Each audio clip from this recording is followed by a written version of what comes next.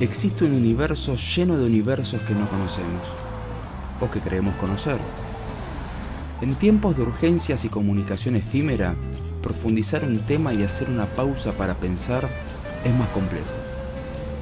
Entender lo complejo es la tarea necesaria para mirar con claridad lo que está por venir y aquello que nos rodea en un presente que aún no comprendemos, porque es más complejo. Bienvenidos una vez más a Es Más Complejo, en el canal de la ciudad, en este programa en el que intentamos, al menos lo intentamos, desgranar los distintos elementos que nos rodean, costumbres, nuevas ideas, cosas que ya están y no entendemos o que entendemos y no nos damos cuenta cómo funciona la maquinaria, que puede ser más compleja, de ahí el nombre, o cosas que están por venir, que se están discutiendo, que están en debate y que tratamos de pasar en limpio, en buena medida, primero para que lo entienda yo y de paso compartirlo con ustedes. Hoy nos vamos a meter nuevamente con la cuestión educativa. Digo nuevamente, pero desde un punto de vista totalmente nuevo. ¿Por qué? Porque vuelve ella, la única, la infaltable, la que siempre está de moda, el proyecto de reforma educativo. Es una cuestión que siempre todo gobierno intenta abordar de alguna forma, algunos desde el punto de vista económico, otros desde el punto de vista refundacional, otros desde el punto de vista de, bueno, un nuevo concepto, de dar mayor libertad a la educación, como si la educación fuera una persona y no directamente un sistema, un enorme sistema que tiene siglos de desarrollo y en la Argentina ha picado en punta durante mucho tiempo. Primero, al hablar de la situación educativa argentina, nos encontramos con dos mundos totalmente distintos, dos extremos de la tabla que son brutales.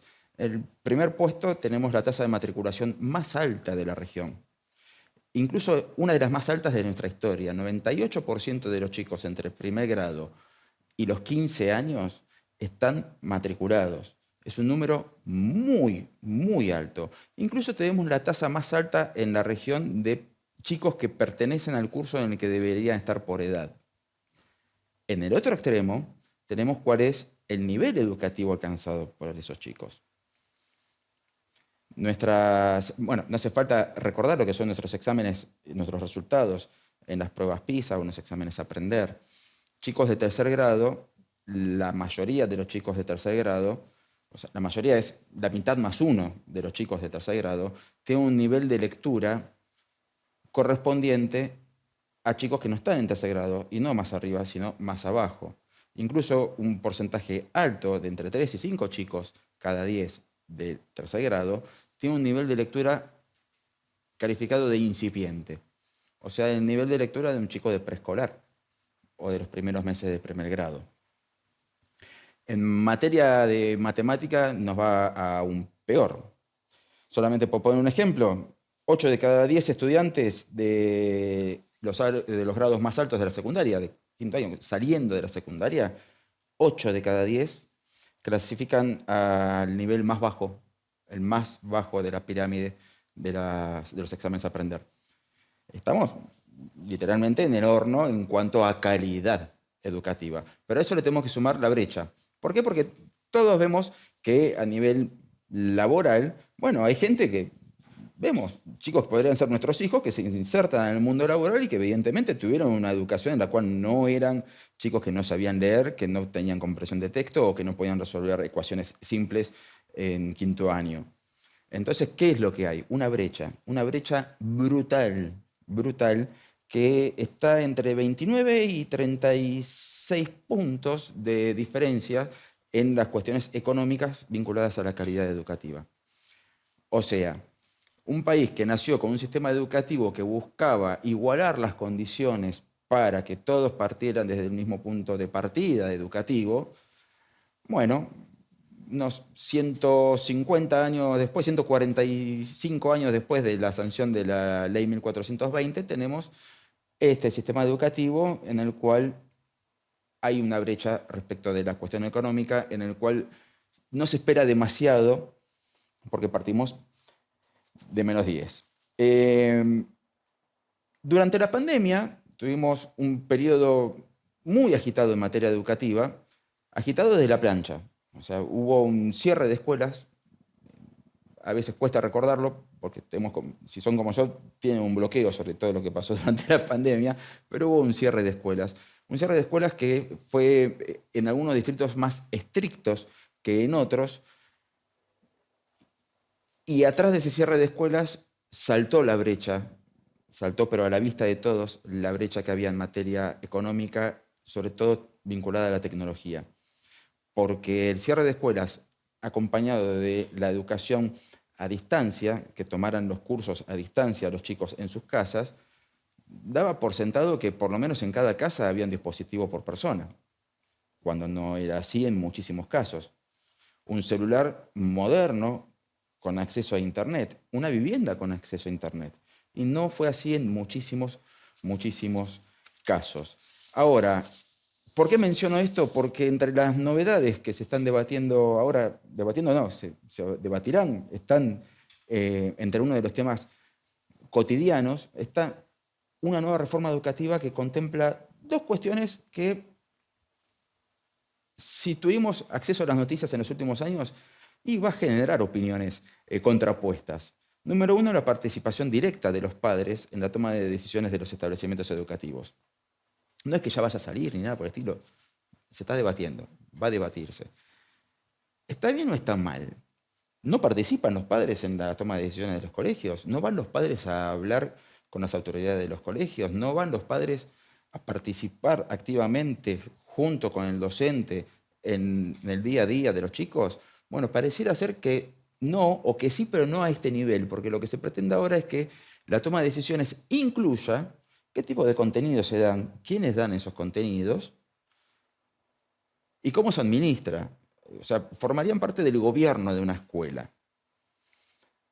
Va a generar opiniones contrapuestas, obviamente, sobre todo porque lo primero que uno recuerda en el vínculo, si uno quiere pensar vínculos negativos entre padres y escuelas, y nos encontramos con esas diferencias generacionales, ¿no? Porque cuando yo era chico, si yo llegaba a casa con una mala nota en el cuaderno de comunicaciones, mi padre primero me castigaba y después averiguaba quién tenía razón. Y ahora los padres van y fajan a los docentes. Bueno, está lleno de noticias en los últimos, no sé, 20 años, 25 años, de esa ruptura en el contrato social en el cual los padres van y se agarran de las mechas con los docentes, o los escándalos que cada tanto van surgiendo, y creo que si no son más noticias porque ya nos recontra acostumbramos. Pero la otra pata que surge en este debate es la modalidad del homeschooling. Homeschooling tiene traducción literal, es la educación en casa. Pero la educación en casa tiene distintos matices. Estamos hablando de algo que existía en la Ley 1420, de algo que está disponible en distintos distritos en la República Argentina, pero que también tiene una militancia incipiente de distintos foros de padres que apuntan a la educación a distancia, y buscándolos es que seleccioné brevemente 3 opciones distintas de estos mismos grupos que pueden llegar a generar opiniones contrapuestas, y los invito a verlo conmigo. Volví, porque me hicieron una consulta que me hacen mucho, y seguramente los que hace un tiempito que están haciendo esto de educación en casa seguramente también habrán recibido esta consulta, que es que fui a hablar a la escuela y me dicen que en esta provincia no existe hacer educación en casa, no se puede. Obvio, ¿qué te va a decir la escuela? La escuela tiene la bajada de línea, que al chico hay que retenerlo en la escuela, que tiene que ir a la educación formal, a una escuela reconocida por el ministerio, no te va a dar opciones de otra cosa. Entonces, no busques la información donde es obvio que no te la van a dar, ¿sí? La tenés que buscar ¿dónde? En la Declaración de Derechos Humanos, en la Constitución, en el Código Civil. Si querés preguntar a otras familias cómo hicieron, qué le dijeron en su escuela. Esto es algo que no está regulado en Argentina. Entonces, obviamente uno tiene que basar su elección en las leyes que sí existen, que son estas que te nombré. 3 ventajas de hacer homeschooling. La educación personalizada. La educación se adapta al ritmo, a las necesidades e intereses de tu hijo y no al revés.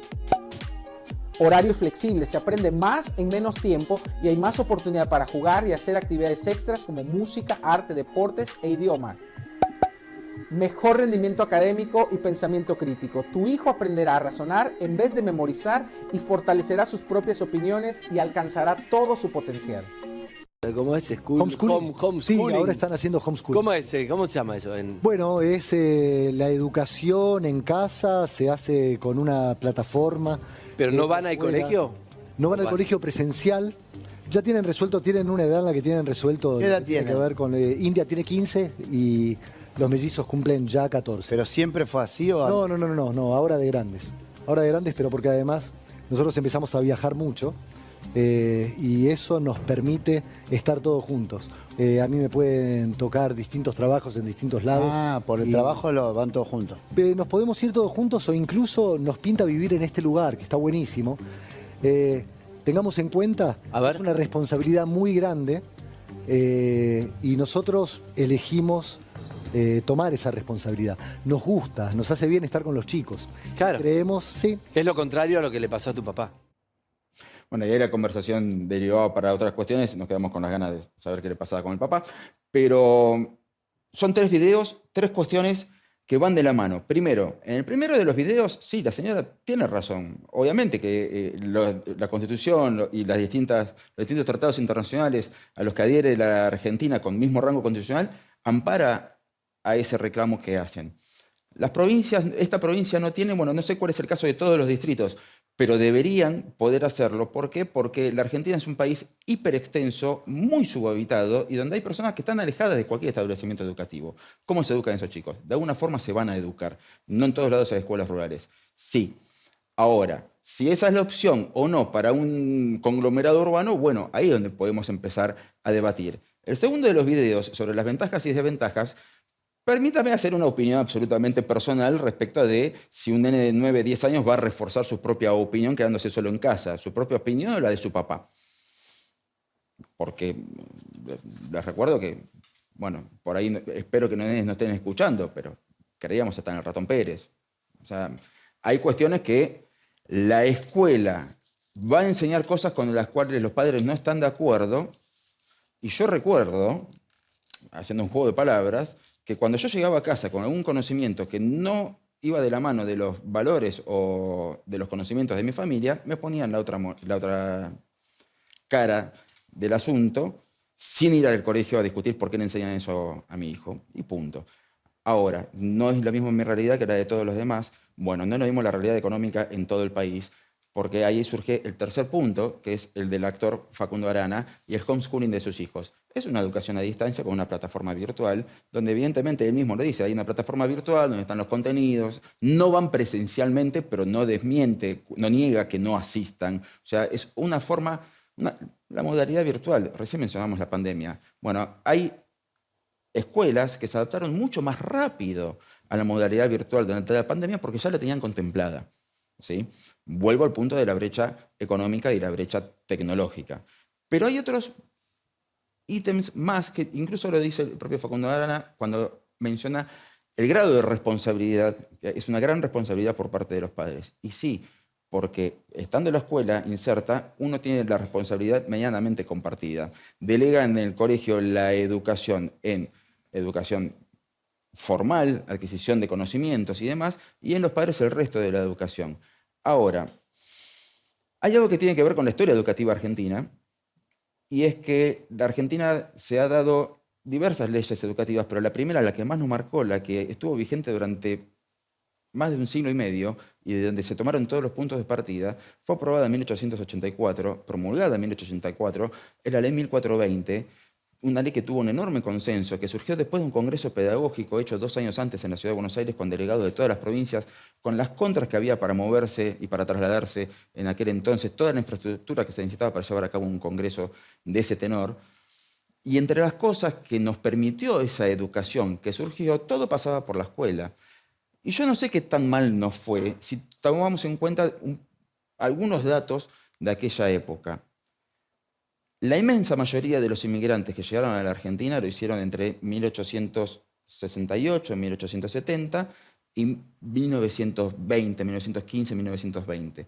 Después vino las oleadas provenientes de los que venían después de la Guerra Civil Española y los que venían rajando de la Segunda Guerra Mundial o posterior a la Segunda Guerra Mundial. Pero esos números fueron inferiores a los que había sido la primera gran, enorme oleada. A principios del siglo XX, 1 de cada 2 inmigrantes que habitaban la ciudad de Buenos Aires, 1 de cada 2 habitantes de la ciudad de Buenos Aires era inmigrante. 1 de cada 2. La mitad.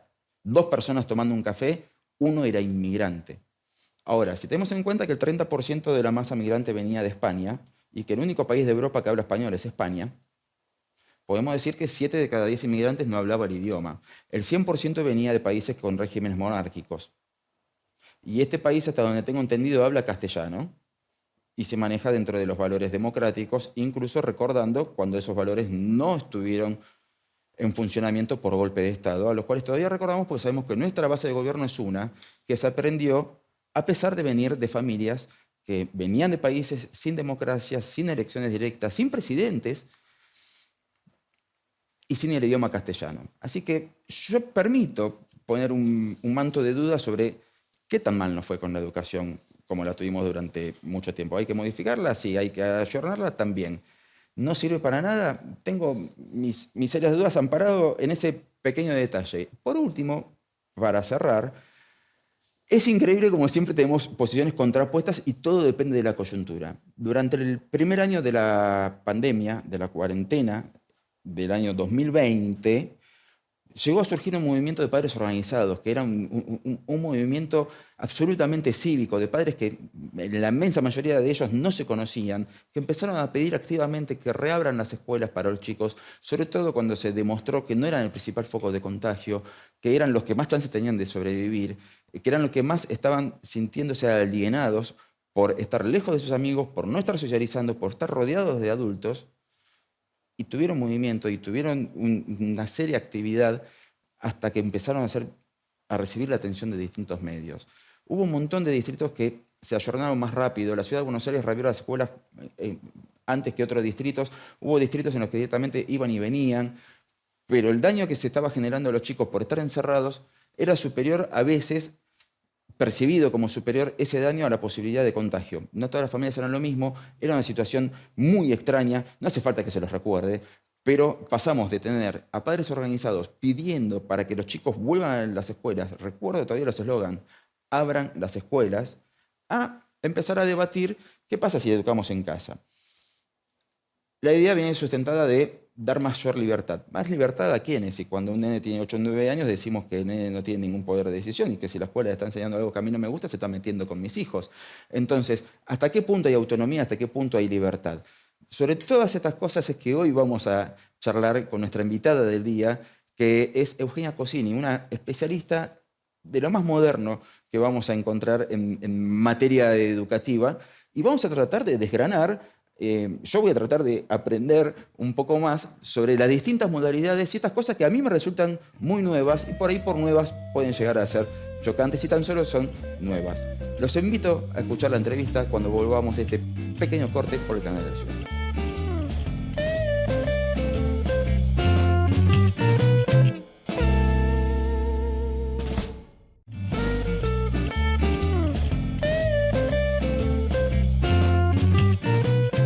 Muy bien, y seguimos en Es Más Complejo y ya nos metemos de lleno en la entrevista del día de hoy para hablar de educación con nuestra especialista invitada. Ella es Eugenia Cosini, a quien ya le doy la bienvenida. Muchas gracias, Eugenia. Y la presentamos más formalmente del siguiente modo. Eugenia Cosini es educadora y conferencista especializada en innovación pedagógica, inteligencia emocional y neuroeducación. Es fundadora y directora ejecutiva de Austin Eco Bilingual School. Es speaker internacional en congresos como CIPEC, LATAM, Project Zero de Harvard. Y es coautora de 5 elementos para crear aulas felices y León usa tus palabras, enfocados en educación emocional y desarrollo infantil. Abarcas varios rubros dentro del mundo educativo y quería preguntarte, primero, y a riesgo de ser retórico, ¿desde qué punto partimos ante cualquier iniciativa de reforma en la educación argentina?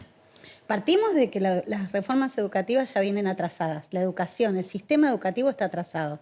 O sea que partimos de la buena noticia de empezar a hablar de reforma.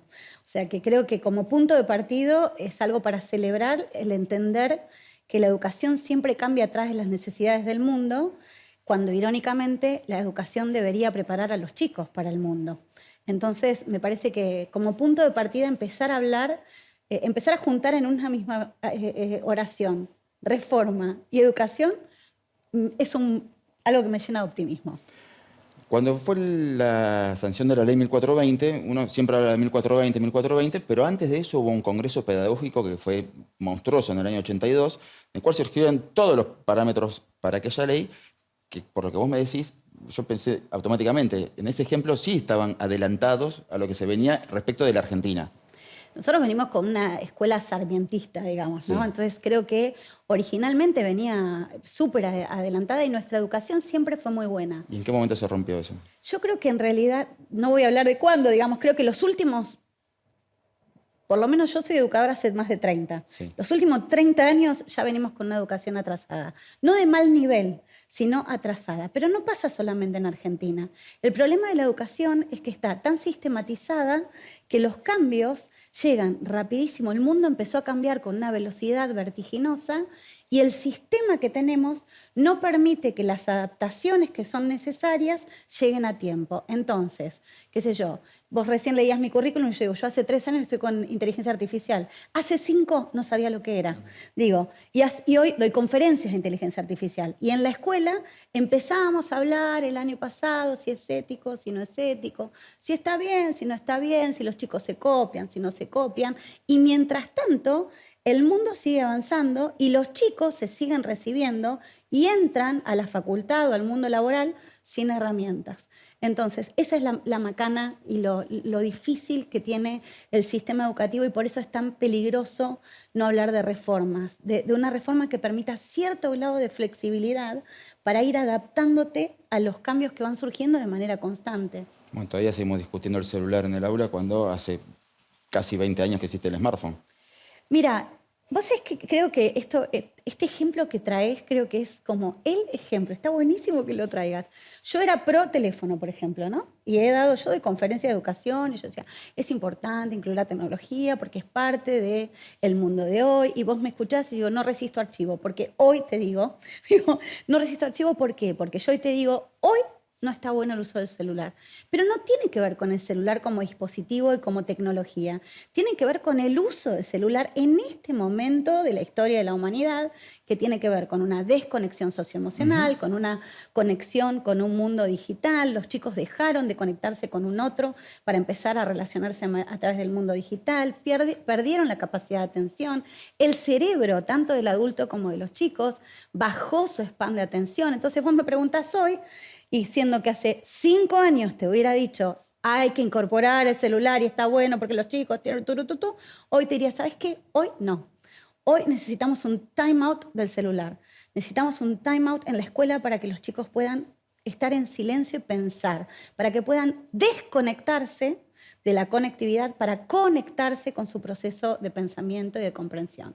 Y ni que hablar socioemocional. Antes de meternos en todos los proyectos de reformas que andan dando vueltas, quiero preguntarte sobre algo que es crucial y de lo cual sí se viene hablando hace tiempo, que tiene que ver con la modalidad histórica de que por más modificaciones que uno tenga, tiene el aula, la función activa de un docente con una función semipasiva del alumno. Yo no creo que la postura del alumno haya sido nunca pasiva, ni siquiera cuando yo estudiaba. O sea, hay participación, hay un montón de cosas. Pero en tiempos en los que hay que enseñar a esperar, quizás, porque estar 45 a 60, no, estar 90 minutos de corrido sentado es complicado para los adultos hoy. Estamos acostumbrados estoy viendo una película y necesito ir a buscar unas papas o ir al baño, toco pausa y me voy. No espero ni al corte publicitario que ya no hay. ¿Cómo se enseña a esperar en ese contexto? Mira, en realidad la escuela es un lugar de aprendizaje de la vida social. Porque los chicos no hay una materia que diga esperar. Aprenden a socializar, aprenden los chicos en jardín. Yo digo, está bien, yo te puedo leer los diseños curriculares que incluyen el aprendizaje de matemática. Lo mejor que aprenden en jardín es a entender que el juguete hay que compartirlo, que hay que esperar un turno, que no se hace siempre lo que vos querés, cuando vos querés, como vos querés, en el contexto en el que vos querés. Digo, esto es algo que se aprende cuando uno se convierte en un ser social, y el primer lugar donde uno se convierte en un ser social es la escuela. Yo creo que igual el formato, vos me estabas hablando del aula, el docente como transmisor de información, me parece que el formato de escuela ya hace rato que está un poquito obsoleto, por decirlo de alguna manera simpática, si es que esa fuera simpática, pero digo, ya dejó de ser parte de lo que necesitamos. Hoy lo que tenemos que lograr es, de hecho yo siempre digo, yo charlo mucho con colegas docentes y con directivos y líderes en educación y yo digo, mientras que el sistema cambie tenemos que poder hackearlo. Hackearlo en el sentido de, ok, hoy tenemos cosas que son prescriptivas, que tenemos que hacer, que son obligatorias. Ok, ¿cómo hacemos eso que tenemos obligatorio y además hacemos algo que los chicos necesiten para su futuro? Entonces, tenemos que lograr la manera, mientras que el sistema cambia, de acercarnos a las necesidades del mundo real. Por ejemplo, entender que tenemos que poder socializar con una persona, que podemos tener que esperar, que tenemos que poder bancarnos las frustraciones. No siempre puedes ganar. No siempre. Hola, ¿qué tal? Pero esto, porque se juntan dos cosas tremendas. El mundo cambia y las nuevas generaciones de padres tienden a no tolerar nada de la frustración de los chicos. Entonces, tenemos padres que no se bancan ni que el nene esté aburrido. Entonces, a los 2 años, el nene empieza a estamos en un almuerzo con amigos, el nene llora, como lloran todos los nenes cuando son chiquitos porque se aburren, y mamá y papá en decirle, ahora no, porque estoy con él, le doy el celular y dice, ¿qué le pasa? Dejo a mis amigos, voy, pobrecito, mi chiquito. Esto pasa a los 2 años y a los 15... el nene se pelea con una compañera, la madre defenestra al compañera, piensa que el otro es un desastre, pobrecito mi chiquito, le va mal en una materia, voy a hablar a la escuela porque pobrecita mi chiquita que desaprobó y yo me quería ir de vacaciones y ahora no podemos. Digo, es como esta cosa de no bancarme la frustración de mi hijo en el único momento en la vida donde la frustración no tiene un costo muy alto. Entonces, el único momento en la vida donde los chicos pueden entender de qué se trata frustrarse y generar herramientas emocionales, espalda emocional, sin un costo alto, es en la niñez y en la adolescencia, en la preadolescencia especialmente. Y los padres les quitamos esa posibilidad. No nos bancamos que aprendan lo que más necesitan. Y la escuela se queda sin el espacio para que eso pase. Si los padres y las escuelas no trabajamos juntos, estamos... Ni siquiera estamos hablando de datos específicos, de un caso puntual, estamos hablando de la generalidad. No te estoy hablando de generalidad, te puedo dar 25 millones de datos. O sea, ¿querés datos específicos? Te doy ejemplos. O sea, ejemplos como padres que llegan a una entrevista a sala de 3 y te dicen cosas como, ay, mira, ¿sabes? A mi hijo no se lleva bien con el no. Vos decís, perdón, yo tampoco no sé qué decirte. No, ¿qué significa no? Por ejemplo, a él no le gusta bañarse y él cuando me dice que no, nada, yo respeto su cuerpo, respeto su espacio personal y nada, no... ¿Viste cuando vos decís, ¿qué le digo a este señor o a esta señora que le está arruinando la vida a ese chico? De verdad, el costo de no bancarte esa frustración, de decirle, mira, o sea, bañarte tenés que bañar, si querés usar un sistema de disciplina positiva o de enseñanza, crianza respetuosa, le puedes decir, mira, te podés bañar ahora, te podés bañar en un rato, te podés bañar con el patito, te podés bañar sin el patito, pero no es negociable bañarse. Dejamos de entender cuáles son los innegociables. Dejamos de tener ese set de innegociables en casa y en la escuela y eso es lo que hace que las cosas... Me hiciste recordar que uno de los antiguos contenidos básicos de la primera ley de educación era una materia que se llamaba Nociones en Higiene. Ay, no sabía, a ver, ¿cómo es?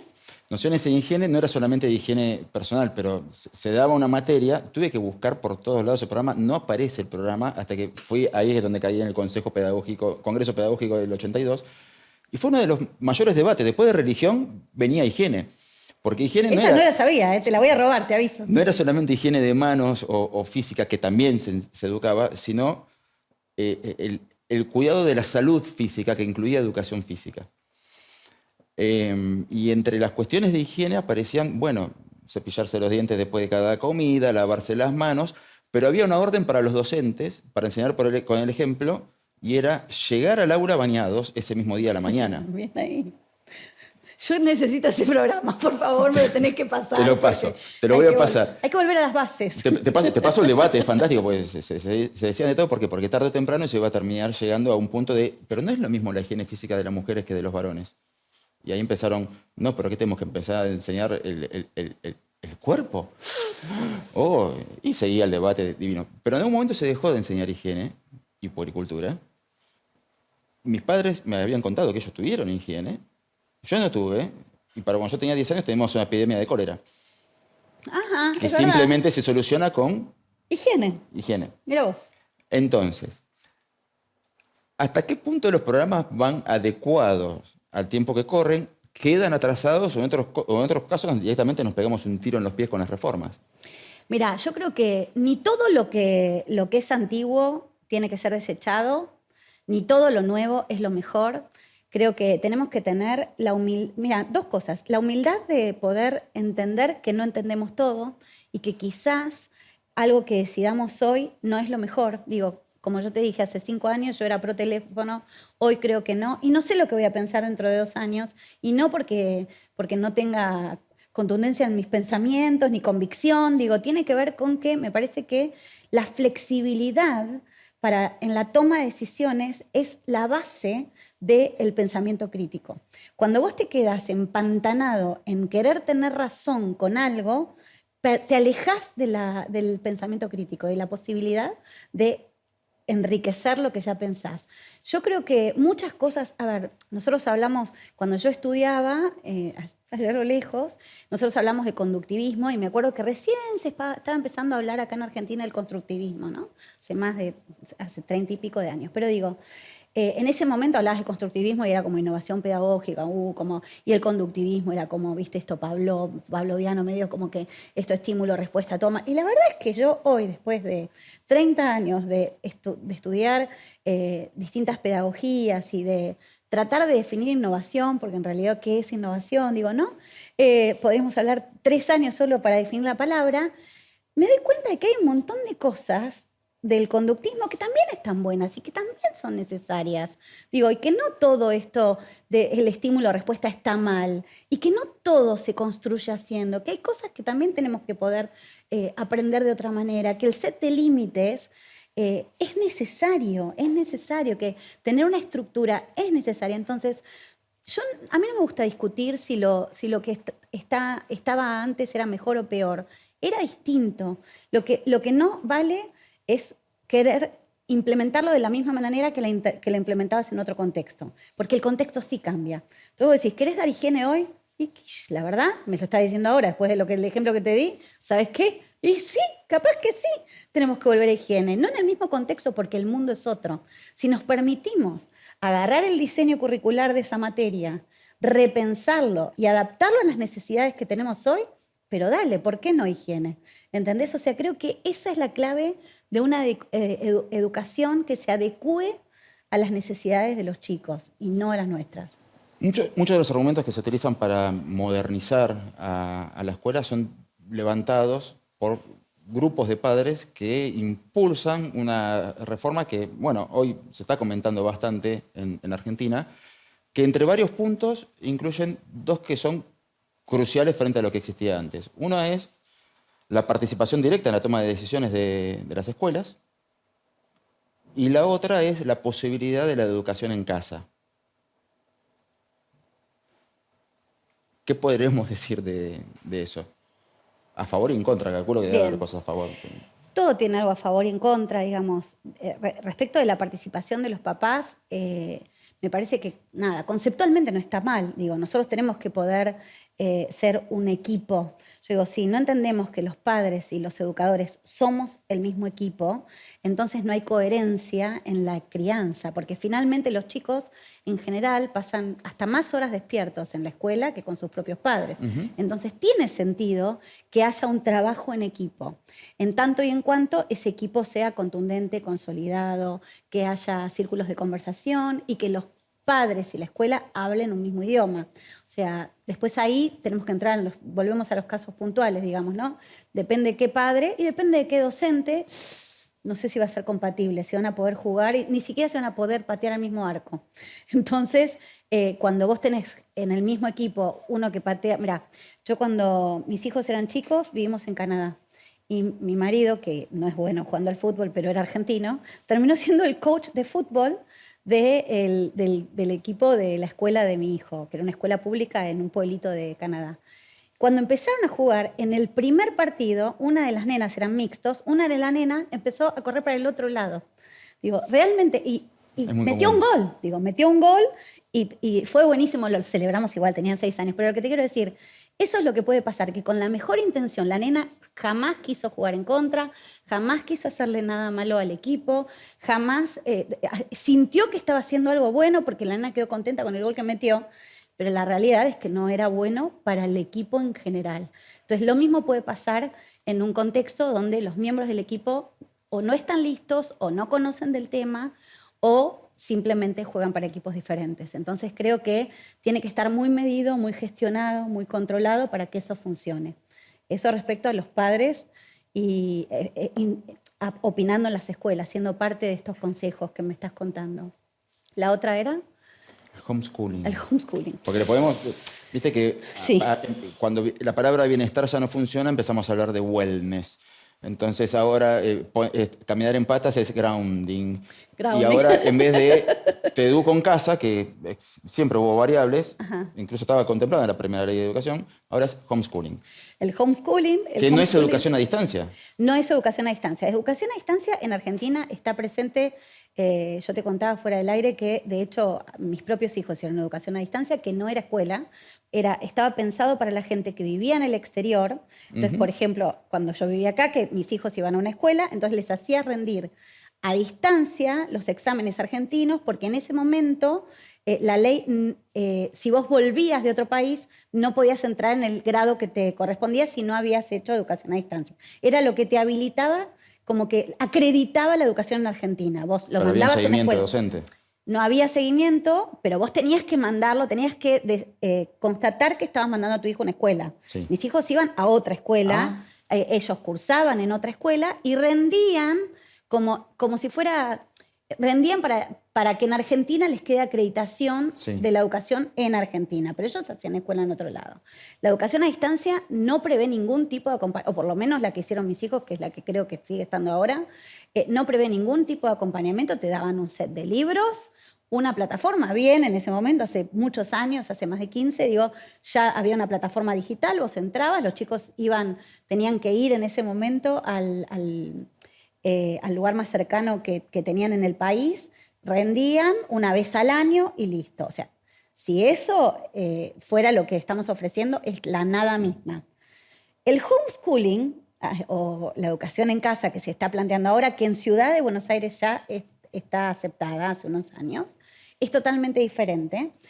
¿Por qué? Porque tiene un set, por lo menos hoy, un set de diseños curriculares que hay que cumplir, hay un cierto seguimiento, no de docentes, pero sí hay un cierto seguimiento de cosas que vos tenés que hacer como papá con tus hijos, y después se les toman exámenes, no una vez al año, sino que van teniendo exámenes. Esto es un sistema que, por ejemplo, en Estados Unidos es bastante popular, por decirlo de alguna manera. ¿Pero en grandes ciudades o en zonas rurales? No, en grandes ciudades. Yo, por ejemplo, tengo una amiga que vive en Houston y manda a su hija, de hecho está terminando el secundario, y la mandó toda la vida hizo homeschooling desde los 4 años. Ella fue a un daycare, después hizo una sala de 4 mixto, sala de 5, donde empieza la educación formal en Estados Unidos, y a partir de primer grado hizo homeschooling. Si vos me preguntás a mí, creo que es una locura. ¿Pero por qué creo que es una locura? Porque yo creo que la escuela, vos en tu casa podés adquirir conocimientos que están ligados a la información, incluso habilidades de pensamiento, algunas habilidades de pensamiento crítico, ahora hay un montón de cosas que se construyen con un otro, como por ejemplo las habilidades sociales, las habilidades emocionales, incluso la profundidad de pensamiento que se genera desde un debate, desde compartir tu propio pensamiento con alguien que piensa distinto que vos. Hay habilidades que se desarrollan, por ejemplo, incluso cuando la pasás mal en la escuela, porque alguien te contestó algo que no querías, o porque alguien te dejó de hablar, o porque te diste cuenta que lo que hiciste tuvo una consecuencia en el otro. Hay todo un set de habilidades que la casa no te da. Y creo que la habilidad más importante que te da una escuela por fuera de lo que es el homeschooling es esta cosa de enterarte que no sos el único. Digo, ¿no? Vos, ¿qué es lo primero que aprendés? Volvemos a lo de antes, ¿no? Lo primero que aprendés cuando llegas al jardín.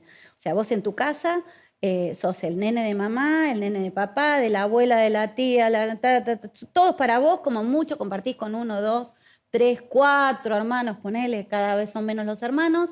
Ese es todo tu mundo. Cuando vos salís, y que además todos te quieren incondicionalmente, te cuidan o sea, es un mundo donde vos sos centro. Cuando vos salís de ese mundo y entrás al mundo real, dejás de ser centro, sos un Nico más. Entonces, ahí es donde se empiezan a desarrollar un set de habilidades que después sí hacen falta. Yo te digo, yo veo a la hija de mi amiga y la escucho hablar y digo, mira qué bien preparada, es una chica culta, los padres se han encargado de darle clases, de que no le falte nada, hace deportes, tiene club. La socializa en otros lados. Socializa en otros lados, la comparo con otros chicos de su edad, le cuesta tener amigos. Mucho. Se lleva mucho mejor con adultos que con chicos de su edad. Es lo que pasa, digamos. No está ni bien ni mal. O sea, yo no lo recomiendo, ¿no? Para mis hijos yo lo consideraría en el marco de la locura. Ahora, pero entiendo que otras familias elijan algo distinto. Estamos hablando de una ciudad como Houston que incluso dentro de Estados Unidos tiene un estándar de vida distinto a lo que es el resto de Estados Unidos. Es una gran ciudad. ¿Crees que el petróleo? ¿Crees que la Argentina está como para no. siquiera darse? Bueno, no. Ok. Te iba a preguntar si estaba para el debate, por lo menos, pero... No. No, y lo digo, o sea, y ojo que yo viví en muchos países y siempre digo que criticamos a Argentina porque no vivimos en otro lugar. Nuestro país es hermoso, yo agradezco ser argentina y las veces que viví en otro país no fue por elección, sino porque me tocó y cada vez que pude volví y ya me prometí que no me voy más. Ahora que lo dije ya seguro que mañana me voy. Pero digo, no estoy criticando a nuestro país, creo que toda Latinoamérica todavía no está listo, pero porque tenemos que hacer un cambio cultural. Hay un cambio cultural que nosotros necesitamos hacer para hacer cambios tan grandes como el homeschooling. Tiene que ver con la responsabilidad del deber ser, más allá de... Nosotros los latinoamericanos tenemos una tendencia a querer tomar atajos. Y hablo de Latinoamérica, pero no hablar ni de ningún gobierno, ni del argentino, ni de nada. Digo, hay una tendencia que... Vos viste, vas a un parque de diversiones en Estados Unidos y si hay alguien que se está colando... No es americano.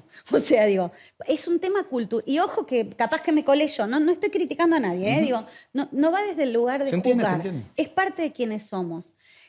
Para tomar la responsabilidad de educar a un chico, tenés que tener en las venas el no tomar atajos. ¿Qué significa esto? Entender que hay cosas que no sabés, salir del lugar de experto porque no lo sos, poder buscar ayuda para que tu hijo aprenda lo que tenga que aprender. Me parece que estamos lejos como sociedad para poder acompañar a chicos, salvo algunos pocos, por supuesto, debe haber algunas excepciones que confirmen la regla. Pero como regla no estamos listos. Y me preocupa de la nueva propuesta de la reforma que no prevea quiénes somos. Es como volver, digo, ¿viste? ¿Qué sé yo? ¿Nunca te pasó que un amigo se compró algo y le encantó, vino y te dice, no sabes, te tenés que comprar, te lo compraste y vos decís, la verdad, yo no entiendo por qué gasté plata en esto. No era para vos. No era para vos. Y no era que era mejor o peor, que estaba bien, que estaba mal. Simplemente no era para vos. Me parece que nosotros no podemos tomar decisiones como país para las que no estamos listos, por más que sea la mejor decisión. Digo, vos vas a ver a la educación en Finlandia y es increíble. Si vos querés traer esa misma educación acá, donde el presupuesto es otro, los chicos vienen de contextos diferentes, el sentido de respeto es otro, el sentido de conciencia, ni mejor ni peor, es otro, no va a funcionar. Entonces, me parece que hoy no estamos listos ni siquiera para hablar del homeschooling. Lamento que esté incluido en la reforma educativa, no porque no esté de acuerdo con el homeschooling per se, sino porque no estamos listos y creo que el riesgo es mayor que el beneficio en este momento de la historia de nuestro país. Ahora, esto es algo ya casi por ahí muy abstracto, pero si los que educan en la Argentina son docentes formados por este sistema, ¿en qué momento se puede producir ese cambio? No tengo nada contra los docentes, me refiero a que es un círculo que se retroalimenta permanentemente. Tampoco digo que traigamos docentes de afuera, ni a palos, porque creo que no sobrevivirían ni 5 minutos. Pero ¿en qué momento por ahí no es la mejor metáfora, pero ¿en qué momento rompemos ese círculo? Ese huevo o la gallina. Y eso, ¿sabes qué? Es la pregunta, creo. Y me lo pregunto todo el tiempo. Yo trabajo mucho con docentes y yo creo que es al revés. Y me parece que lo que estás diciendo es la clave. Primero tenés que arrancar con quien lo va a implementar. En Argentina, mira, la verdad, en casi todos los países de Latinoamérica, por lo menos los que yo tengo la posibilidad de conocer un poco más de cerca, en general se toman decisiones a nivel político que se toman con gente muy capacitada. De hecho, nuestros diseños curriculares son increíbles. La gente que toma decisiones en nuestro país es muy capacitada, o sea que no estoy criticando, pero lo que se hace, se toma un set de decisiones, se escribe un documento increíble. Ahora, aparte, son hasta estéticamente lindos, o sea, todo genial. Y después nos los mandan a las escuelas, te dan un día de jornada docente para que los leas. Ahora en provincia tuvimos ayer, por ejemplo, un día de reflexión de jornada docente para leer los diseños curriculares, que son unos libros así, o sea, unos documentos enormes. En ese día se discuten y bueno, vamos a ponerlo en práctica. O sea, entonces, claro, primero que en ese día la gente ni siquiera lo lee porque no llegás, porque el docente trabaja 4 turnos, después tiene que planificar, corregir. Está bien, ahora tenemos inteligencia artificial, pero ni siquiera todos la usan. Entonces, termina no pasando. Si vos me preguntas a mí, yo creo que lo que dijiste recién sería la clave del éxito, empezar al revés. Lo que pasa es que empezar al revés no garpa, porque no se ve. Si vos empezás por los profesorados, empezás por la capacitación docente, hay 2 caminos. Uno carísimo, que es prever asesoramiento y acompañamiento a los docentes para que la implementación sea efectiva, hacerla en etapas y ir eligiendo contextos para poder acompañarlos y que después esos docentes acompañen a otros docentes, armarlo en escala como para que sea posible. Eso es carísimo y lleva tiempo. O empezar con los profesorados, con las nuevas generaciones, pero eso no garpa porque lo empezás a implementar y el crédito se lo lleva el que viene. Y acordate que las decisiones lo toma alguien sentado en un escritorio que necesita votos. Entonces ahí está el huevo o la gallina, ¿no? Creo que para que esta reforma que están presentando funcione, si quieren llevarse, si quieren salir en la foto, necesitan prever presupuesto. Presupuesto alto, por primera vez en la educación. Sería algo muy lindo para que se lleve este gobierno. Y sería algo ejemplar para toda Latinoamérica. Entender que el camino del cambio empieza por la educación. Si en algún momento logramos entender eso y logramos darle el presupuesto, la importancia, la trascendencia a la educación que realmente tiene, probablemente muchos de los problemas que tenemos hoy como sociedad empiecen a cambiar de manera definitiva. Sabes que cuando comenzó la entrevista veía la velocidad a la que me respondías y yo dije, me voy a quedar sin preguntas a mitad de camino.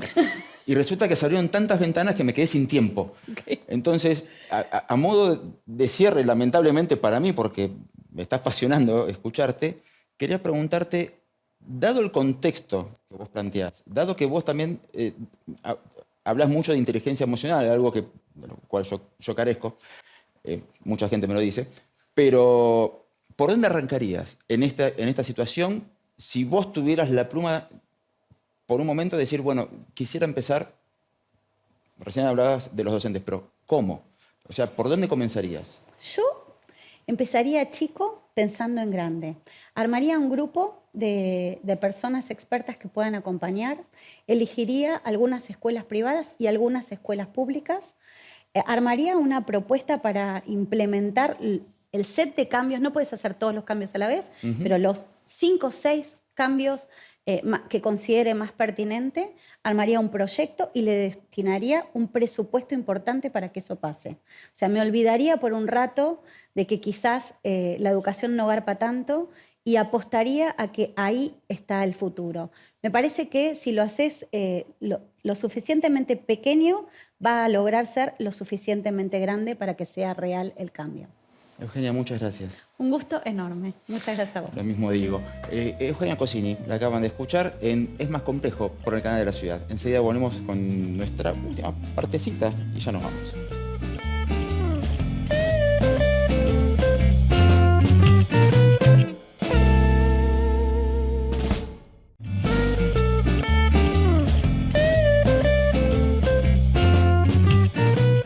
Para contarles la historia de hoy voy a recurrir a 3 referencias de la ficción.